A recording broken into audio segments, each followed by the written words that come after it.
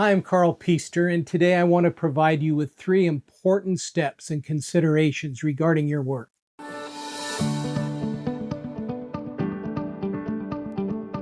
First, a short story though. I work with an international class surgeon in his subspecialty. According to those with whom he works, he is in the top echelon in the world. It's always a pleasure to work with someone who is at that level.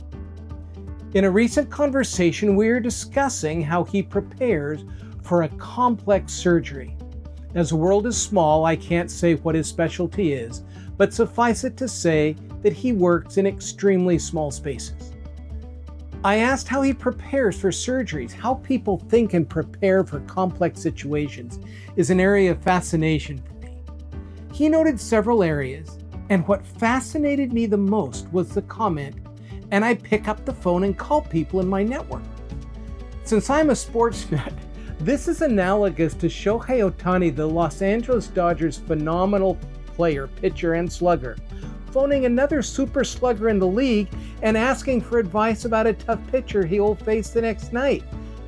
Call a colleague, really? Sensing my disbelief at what he was saying, he pulled out his phone and showed me an intro text he had sent to someone, and get this, his junior by several years in his field, asking for some insight on a complex surgery. His junior? In the sometimes hierarchical world of medicine and surgery? His response, to paraphrase, "Oh yes, he has more experience in this specific surgery, so of course I phoned him. That's how I learn." That's how I learn? Him at his level, that's how I learn. That was a few months back and I still shake my head at this. Why? That's how I learn?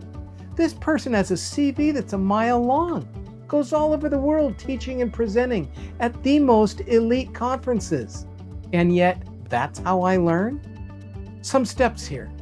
At whatever level you are at on your leadership journey, have a network. Make sure it is a network where you are not the smartest one in the room. I love the phrase from one of my mentors, "If I'm the smartest one in the room, I need to change rooms." Be humble. It's not a commentary on your knowledge base to ask for more knowledge. The philosopher Eric Hoffer has a marvelous statement that I quote here. "In times of change, learners inherit the earth, while the learned find themselves beautifully equipped to deal with a world that no longer exists." Think about that one for a while. Be intentionally curious. Can you commit to never making a consequential decision without asking certain questions that call into focus areas you might have overlooked? Intentionally look for input that can challenge your thinking and your approach, especially in situations that may have become routine. If you push back on this one, please reflect on a recent situation at a hospital I was consulting at. 2 wrong side surgeries in 1 month. Why? High routine and no previous problems.